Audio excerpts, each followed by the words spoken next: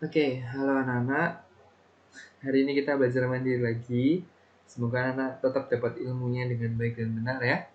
Oke, langsung aja kita mulai dari materi. Hari ini kita akan coba mengulang materi yang lalu.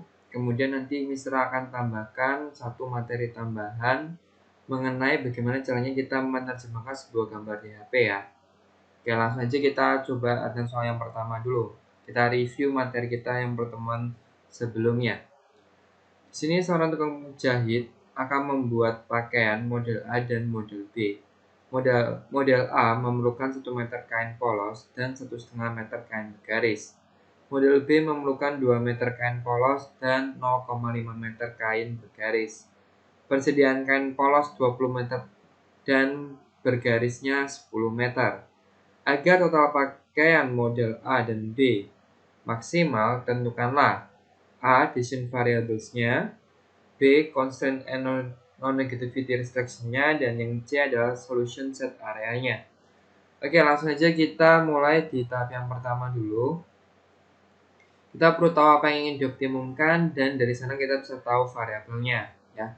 Nanti setelah tahu variabelnya, barulah kita coba tentukan constraint dan non-negativity restriction-nya ya. Oke, di sini yang ingin dioptimalkan adalah total pakaiannya. Ya, total pakaiannya ingin semaksimal mungkin, dan udah jelas bahwa total pakaian di sini akan didapatkan dari jumlah pakaian model A dan model B ya. Oke. Langsung aja kita masukkan ke decision variables-nya. Jadi sini untuk variabel keputusannya adalah jumlah pakaian model A dan jumlah pakaian model B ya. Kemudian sekarang batasannya, kita lihat apa yang membatasi produksi jumlah pakaian A dan pakaian B. Jika kita lihat pada kasus di sini, maka karena kedua model tersebut memerlukan bahan kain polos dan kain bergaris, berarti kebutuhannya itulah yang terbatasi anak-anak ya. Di sini kan dikatakan bahwa persediaan kain polosnya hanya 20 meter dan kain bergarisnya hanya 10 meter. Artinya penggunaannya sendiri tidak mungkin melebihi persediaan tersebut ya. Jadi penggunaan kain polos tidak mungkin lebih dari 20, kain bergarisnya tidak mungkin digunakan lebih dari 10 ya.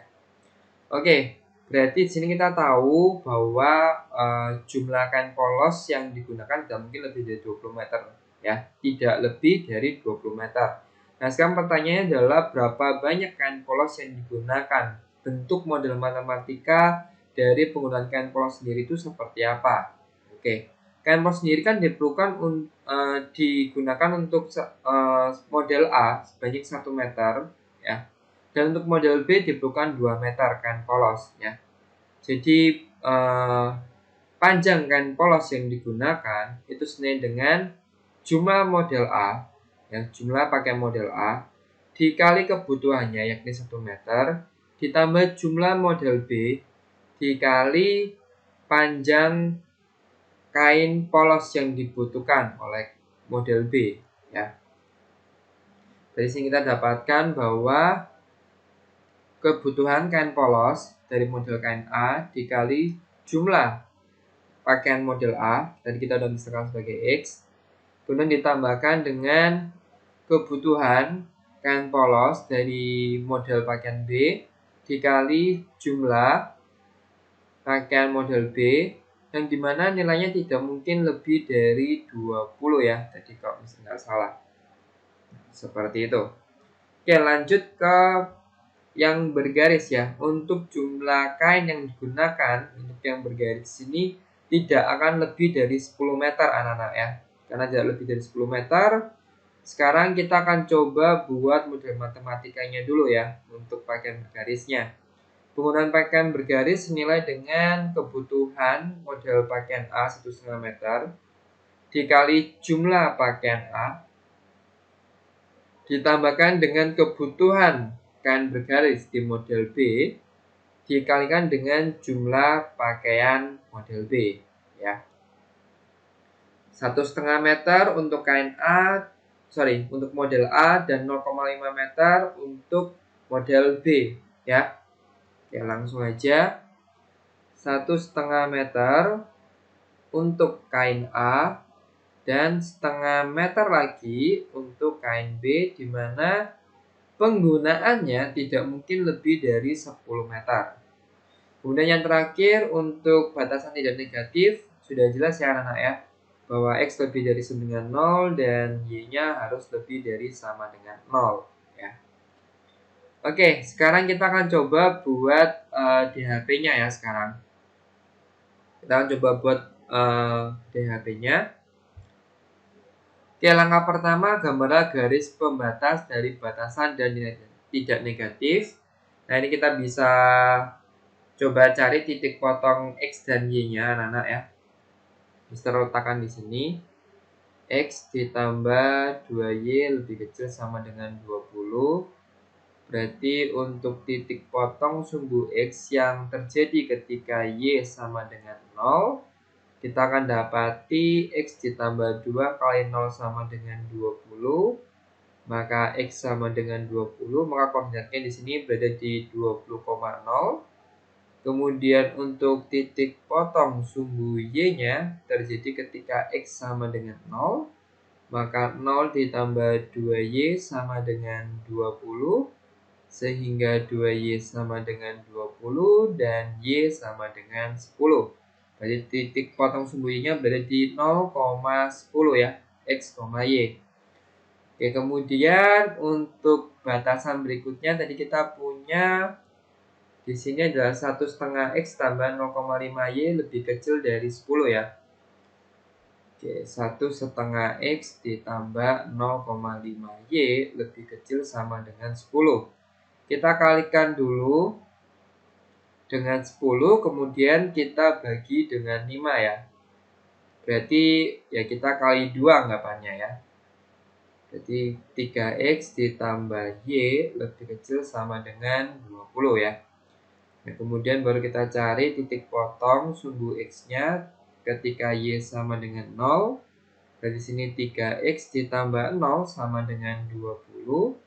X sama dengan 20 per 3. Berarti koordinatnya di 20 per 3,0. Kemudian untuk titik potong sumbu Y yang terjadi ketika X sama dengan 0. Di sini berarti kita dapatkan 3 kali 0 ya. Maaf. 3 kali 0 ditambah Y sama dengan 20. Maka Y sama dengan 20, berarti koordinatnya di 0,20 ya. Oke, kalau sudah selesai, sekarang kita lanjut ke non-negativity restriction-nya ya. Dimana dikatakan X lebih dari sama dengan 0 dan Y lebih dari sama dengan 0. Pada pelajaran yang lalu kita udah pelajari X lebih dari sama dengan 0 itu sama aja persamaannya dengan X sama dengan 0. Sehingga gambar garisnya itu akan bersinggungan atau sama dengan sumbu Y. Ya, pada pertemuan yang lalu bisa sudah jelaskan ya. Nah, jadi di sini kita sudah tidak perlu mencari titiknya, kita bisa langsung teruskan aja bahwa untuk persamaan berikut itu garisnya bersinggungan atau sama dengan sumbu X atau sumbu Y. Oke, sudah ya. Untuk batasan kita udah menentukan 2 titik, dan untuk non-negativity restriction-nya kita udah tahu garisnya. Jadi sekarang tinggal kita gambar. Oke. Nah ya, kita gambar di sini ya, berarti anak-anak ya. Untuk gambaran garis yang pertama, koordinatnya di 20,0 dan 0,10. 20,0 dan 0,10 ya. Di sini. Ini kita bisa hubungkan garisnya.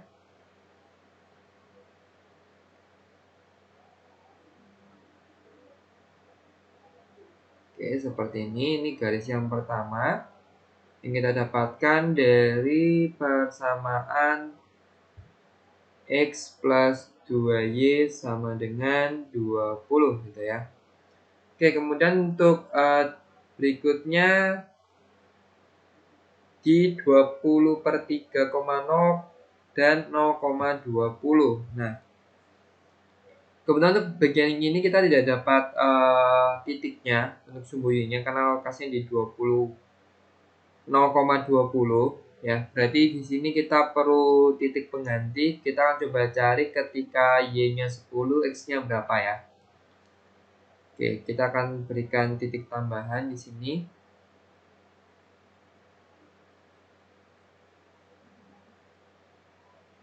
Ketika Y sama dengan 10 ya. Jadi anak-anak kalau kedepannya ketika ulangan ada titik yang tidak dapat digambar seperti ini, 0,20-nya tidak bisa digambar, anak-anak bisa ganti titik bantunya dengan kondisi di kertasnya ya. Kalau tadi kertasnya Y-nya maksimum 10 ya kita bisa coba kalau Y-nya 10 kira-kira X-nya berapa gitu ya. Oke, di sini misal coba kalau Y-nya 10, X-nya dapat berapa? Berarti 3X sama dengan 10 sehingga X sama dengan 10 per 3 ya. Berarti koordinatnya di 10 per 3,10 ya. Oke, berarti sini untuk gambarnya sendiri 20 per 3 itu letaknya di 6, sekian.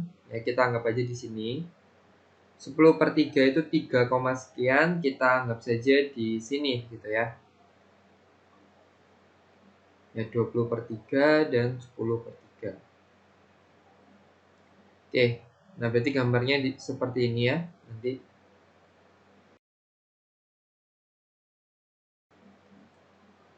untuk gambar yang kedua ya. 3X plus Y sama dengan 20. Atau kita pakai tetap gambar yang awalnya 1,5X ditambah 0,5Y sama dengan 10 ya. Oke, sudah ya. Sekarang tinggal kita coba satu titik sembarang untuk menentukan DHP-nya di bagian mana. Oke, di sini berarti kita akan coba ambil titik 1,1 saja ya. Untuk non-negativity restriction-nya langsung bersinggungan dengan sumbu X dan sumbu Y anak-anak ya. Jadi bisa tinggal ditindihkan saja. Ini untuk Y sama dengan 0 dan yang di sini untuk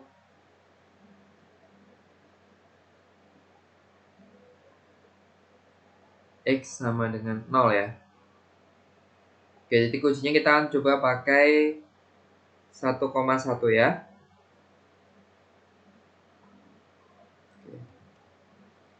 Oke, kita coba untuk titik uji 1,1. Untuk batasan yang pertama di X plus 2Y kurang dari sama dengan 20. 1 ditambah 2 kali 1 apakah lebih kecil dari 20? Jawabannya benar. Kemudian untuk batasan berikutnya di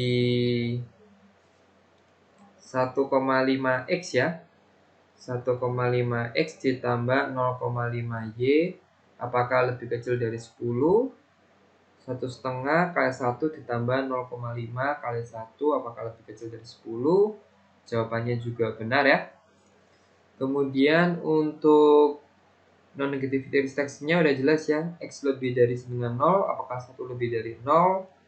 Jawabannya benar. Dan untuk Y lebih dari dengan 0 apakah 1 lebih dari 0? Jawabannya juga benar ya. Oke, berarti hasil dari keseluruhannya adalah benar, maka kita bisa arsir semuanya mendekati titik uji. Jadi baik garis pertama, garis kedua, ketiga maupun keempat semuanya mendekati titik uji ya anak-anak ya. Ini mohon maaf anak-anak untuk gambar garisnya ya. Seperti ini. Karena Mister gambar manual makanya agak beletotan ya, mohon maaf. Oke, ini tinggal kita arsir aja.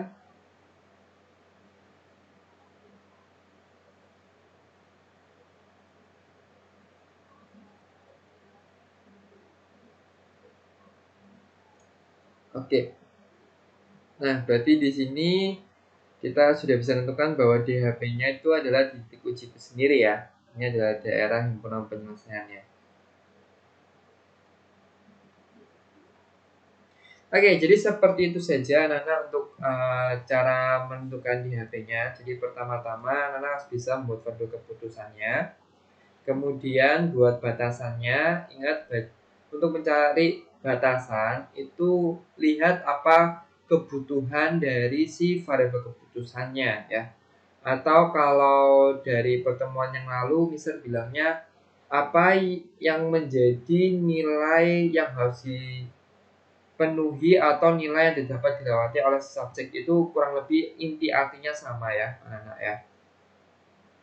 Nah, di sini tentukan batasannya seperti itu. Kemudian untuk non-negative restriction-nya udah jelas ya, X dan Y-nya pasti lebih dari dengan 0. Nah, kemudian untuk cara menggambar garisnya, jangan lupa di sini cari dua titik yang dilalui oleh masing-masing garis.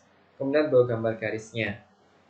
Dan terakhir untuk menentukan daerah yang guna penyelesaiannya, uji kebenaran menggunakan titik uji di luar garis pembatas ya. Nanti kalau sudah tinggal menggunakan ketentuan yang sudah bisa ajarkan, kalau benar dekati, kalau salah dijauhi. Oke, semoga sudah cukup jelas. Sekarang kita lanjut ke menerjemahkan sebuah gambar di HP kembali ke sistemnya ya. Oke. Ya, jadi sini kita memiliki daerah penyelesaian yang terbentuk dari constraint dan non-negativity restriction seperti gambar di samping ya. Sekarang kita akan coba menerjemahkan kembali ke constraint dan non-negativity-nya. Ya, jadi kita disuruh minta menentukan garis pertama, 2 dan 3 di sini itu kira-kira persamaannya apa gitu ya, dan persamaannya apa. Oke, kita pertama-tama sebut saja ini sebagai garis yang pertama ya. Kemudian sebut saja ini garis kedua ya. Jadi kita berikan identitas dulu ya untuk masing-masing. Kemudian ini garis yang ketiga, ini non-negativity yang keempat, ini yang kelima gitu ya. Oke, kemudian berikutnya kita akan coba menentukan persamaan dari garis pembatasnya dulu. Ini seperti yang dulu di SMP Nana udah pernah pelajari ya. Jadi kalau mau membuat persamaan garis bisa pakai Y min Y1 per Y2 min Y1 sama dengan X min X1 per X2 min X1. Di mana X1, Y1 dan X2, Y2 merupakan titik yang dilalui oleh garis ya. Jadi seperti yang tadi kita udah tentukan bahwa ini adalah garis pertama, ini adalah garis kedua, ini adalah garis ketiga, ini adalah garis keempat, dan ini adalah garis kelima. Maka untuk persamaan garis pertamanya dulu, kita lihat di sini titik yang jelas ya anak-anak ya. Titik yang jelas dilewati ada di 2,4 dan di 4,0. Nah, itu kita bisa masukkan sebagai titik-titik yang dilewati. Kemudian untuk mencari batasannya tinggal pakai rumusnya ya. Y min Y1, Y1-nya langsung masukin aja 0 per Y2 min Y1 ya. Ini X1 Y1, ini X2 Y2 ya. 4 min 0 sama dengan X min X1 per X2 min X1 ya. Sehingga kita dapatkan Y per 4 sama dengan X min 4 per minus 2. Dari sini kita kalikan silang, minus 2Y sama dengan 4X min 16 gitu ya. Dari sini kita dapatkan hasilnya 4X ditambah 2Y sama dengan 16. Nah, kemudian tinggal kita bagi 2 ya. Ingat persamaan atau perhiasaman itu bisa kita sederhanakan ya bentuknya.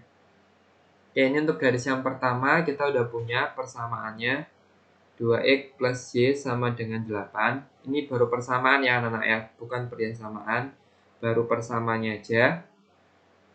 Untuk batasan kedua, di sini kalau kita lihat dia jelas melewati titik 0,4 dan 6,0. Itu kita bisa pakai 0,4 dan 6,0 ya. Sama seperti ini X1 Y1, sebut ini X2 Y2. Dan tinggal kita masukkan ke rumusnya Y min Y1 per Y2 min Y1 sama dengan X min X1 per X2 min X1. Sehingga kita dapati Y min 4 per minus 4 sama dengan X per 6. Kemudian tinggal kita kali silang, kita dapatkan 6Y min 24 sama dengan minus 4X. Sehingga di sini kita dapatkan 4x plus 6y sama dengan 24. Atau jika kita kecilkan, kita bagi 2, kita dapati 2x plus 3y sama dengan 12. Ya. Oke, untuk kesamaan garis yang kedua kita udah dapat 2x plus 3y sama dengan 12. Oke, lanjut untuk garis yang ketiga ya, terakhir ya. Kalau garis keempat dan kelima kita di sini udah jelas ya. Kalau menyebut sumbu x itu persamaannya y sama dengan 0. Kalau menyebut sumbu y berarti x-nya sama dengan 0 ya. Oke, batasan ketiga sekarang kita coba lihat dia melewati titik 0,0, ini udah jelas. Dan titik 3,2 ya. Oke. 0,0 dan 3,2 ya. Oke, langsung aja y min y1 sebut ini x1 y1, sebut ini x2 y2 ya. Y min y1 per y2 min y1 sama dengan x min x1 per x2 min x1. Sehingga kita dapati y per 2 sama dengan x per 3. Sehingga kita kali silang kita dapatkan 3y sama dengan 2x. Maka 3y min 2x sama dengan 0 ya. 3y min 2x sama dengan 0. Oke, kita udah selesai mendapatkan persamaannya. Persamaan garisnya kita udah selesai ya. Ya. Jadi langkah pertama, ingat ya, buat identitasnya dulu masing-masing garis biar jelas. Kemudian langkah kedua buat persamaan garisnya ya. Oke, sekarang ke langkah ketiga. Nah, di sini pilihlah salah satu titik sembarang yang berada di dalam daerah himpunan penyelesaian ya, sebagai titik uji dengan pernyataan bernilai benar, kemudian tentukan tanda perjasamaannya. Jadi di sini kita akan ambil titik ujinya itu di dalam DHP anak-anak ya. Jadi tujuannya apa? Tujuannya biar semua hasil uji kita itu akan bernilai benar. Oke, untuk kali ini kita akan coba ambil titik ujinya di 1,1 ya. 1,1 ini masih dalam DHP ya, masih dalam DHP dan dia tidak ada di dalam garis pembatas ya. Oke, misalkan coba pakai 1,1, sekarang misalkan coba masukkan ini ke dalam persamaan dari batasan yang pertama dulu ya. Batasan yang pertama di sini 2x plus y sama dengan 8 ya. Sama ya. Oke, x-nya disekan 1, 1. Dari sini kita dapatkan apakah 3 ya, kita dapatkan 3 itu harus apanya 8 agar benar ya. 3 itu harusnya apa dengan 8 agar benar. Dari sini 3 harusnya lebih kecil sama dengan ya anak-anak ya. Lebih kecil sama dengan 8 ya. 3 lebih kecil sama dengan 8. Sehingga di sini mungkin kita bisa langsung tuliskan aja. Maka batasan yang pertama bisa kita tuliskan 2x plus y harusnya lebih kecil sama dengan 8. Sehingga kita pakai sama dengan, karena garis yang pertama itu full ya anak-anak ya. Bukan petik-petik tapi garis full. Oke, sekarang kita ke batasan yang kedua. Untuk 1,1-nya, di sini kita dapatkan 5. 5 itu apanya 12 agar benar. 5 itu lebih kecilnya lagi ya dari 12. Dari sini kita dapatkan 2x plus 3y harusnya lebih kecil sama dengan 12 agar benar. Oke, kemudian untuk batasan yang ketiga di sini 1 itu asalnya 0 agar benar, 1 itu lebih besar dari 0. Nah, kali ini kita tidak menggunakan tanda sama dengan karena ingat jika garis pembatas petik-petik maka seharusnya tanda bersamanya tidak menggunakan tanda sama dengan ya. Di sini kita dapatkan 3y min 2x lebih dari 0 ya. Oke, untuk non-negativity restriction-nya sekarang ya, yang terakhir untuk non-negativity sudah dipastikan dia harusnya lebih dari ya. Jadi sebenarnya untuk non-negativity itu kita tidak perlu menerjemahkan gambarnya.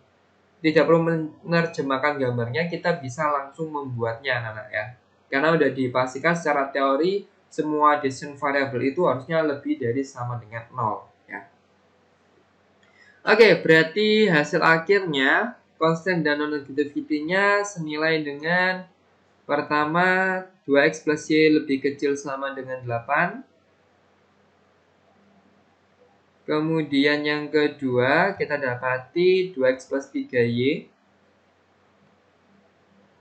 lebih kecil sama dengan 12. Kemudian berikutnya 3y min 2x lebih dari 0. Dan yang terakhir, x lebih dari dengan 0 dan y lebih dari sama dengan 0. Ya. Oke, seperti itu saja caranya untuk menerjemahkan sebuah DHP ke constraint dan non-negativity. Jadi pertama tentukan batasannya, ya berikan identitasnya. Kemudian buat persamaannya, lakukan uji, dan yang terakhir tentukan untuk non-negativity-nya seperti apa hasilnya. Ya. Oke, ini summary-nya. Jadi kalau anak-anak bingung dengan penjelasan yang sebelumnya, intinya begini, kalau mau menciptakan sebuah DHP, pertama berikan identitas untuk masing-masing constraint, gitu ya. Kedua, buat persamaan garis menggunakan rumus ini.